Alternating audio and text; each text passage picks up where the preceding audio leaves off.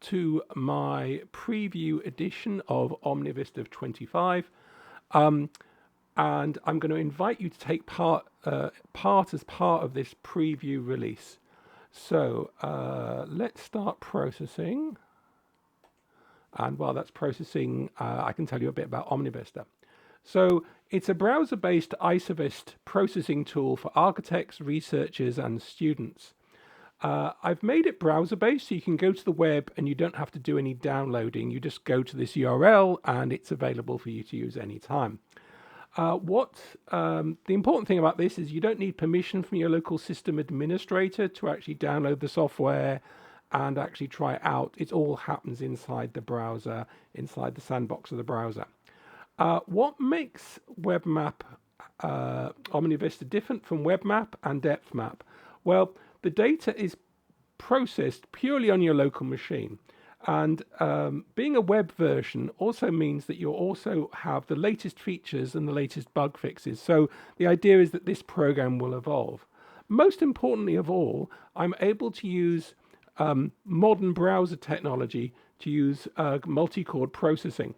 So as you can see here, normally with programs like DepthMap, you're only allowed to use one processor as efficiently as possible. And that was the technology available at the time. But with modern browsers, we can actually now have multi-core performance. So that was actually using 10 CPUs. By the way, this isn't part of WebMap. Oh God, this isn't part of Omnivista. This is actually just showing you what's going on inside the machine. So you can see here that the actual processing was spread over a number of processors. So if you have more processors on your machine, this is just a laptop, it's only got 10 cores, then you will get more performance. So if you have a 24-core machine, it will obviously go faster than this one. So this allows us to actually kind of process much finer grids much more rapidly. It also allows us to actually do area of overlap calculations, and that's a very kind of CPU intensive kind of process, which I'll give you a quick demo of. So in this preview version, I'm going to quickly show you some of the features. So if we zoom in, we get all the usual measures. So the first thing is this is a ZUI. So what happens is you have this panning tool to pan around, but then use the scroll wheel to scroll in and scroll out. So you don't need scroll bars. It also means it will work on an iPad. We also have the usual measures: area, perimeter ratio, average radial, maximum radial, drift, and connectivity. So this is the number of isovists, other isovists this isovist can see. We also have total depth, which is what you would get if you process this in VGA analysis. You also have, wrong measure. You also have the new area of overlap connectivity, and I'll explain that in a few minutes. And you also have the new asymmetric area of overlap. So again, this is based on the paper we just released, looking at area of overlap. And what we wanted to do was make this tool available to everybody so they can actually try this out, because just like there was the move from topological measures to angular measures in the field of axial lines, and then that allowed us to make segments. Now with area of overlap, we are able to have that same kind of level of refinement, shifting forwards into using area of overlap for isovists that creates a slightly more nuanced correlation with observed movement. So I'm pretty excited by people to see what people will then do with that. You can process your own data. So the data files for this are all SVG. So there are many programs that allow you to process SVG files. Let's just drag one in.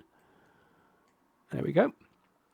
You'll notice that there is a bounding box. At the moment, all these models need at least a bounding box to kind of limit the isovists. We can actually just look at the pure isovist like this. So this is kind of how your isovist looks for various points of view. And if you want, you can actually set the maximum isovist radius to 120. It's all in pixels because SVG is in pixels. So we made a slightly larger isovist.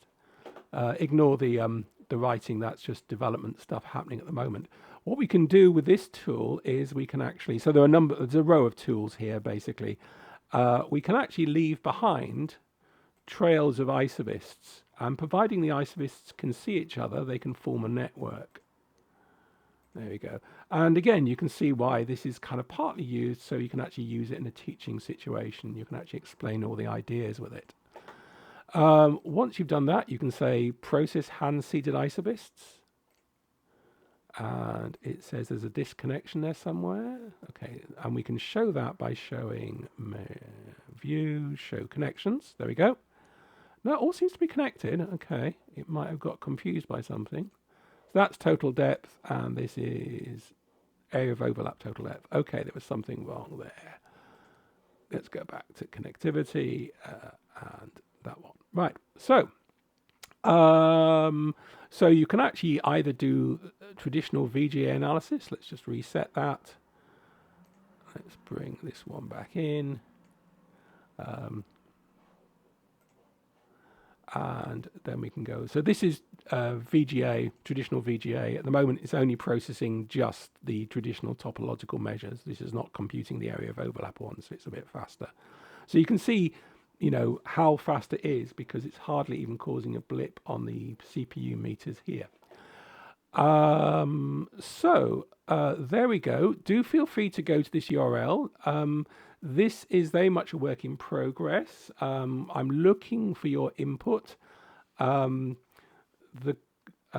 More facilities and more features will be available, but this is why I'm doing this process, because I want your kind of input on how you want it to kind of proceed forward and what features you'd like to see. Okay, thank you very much for your attention, and there will be more videos soon.